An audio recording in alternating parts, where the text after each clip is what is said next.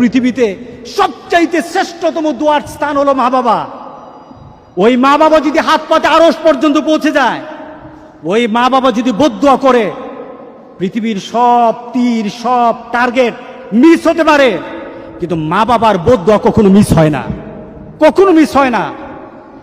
আর সন্তান মা বাবার জন্য যখন দোয়া করে, পৃথিবীর কোনো হুজুর, পৃথিবীর কোনো বুজুর্গ ব্যক্তির দোয়া কবুলের ব্যাপারে সন্দেহ থাকতে পারে, কিন্তু সন্তান যখন মা বাবার জন্য দোয়া করে, এই দোয়া আল্লাহ ফেলে দেয় না। সুবহানাল্লাহ। কারণ মা বাবার এই দোয়াটা শিখিয়ে দিয়েছেন স্বয়ং আল্লাহ সুবহানাহু ওয়া তাআলা, রব্বির হামহুমা কামা রব্বায়ানি সাগীরা।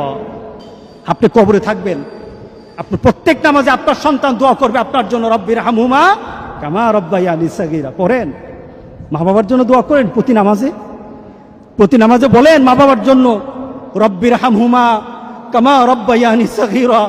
আপনি দোয়া করেন, দেখবেন আপনার দোয়ার কারণে আপনার সন্তান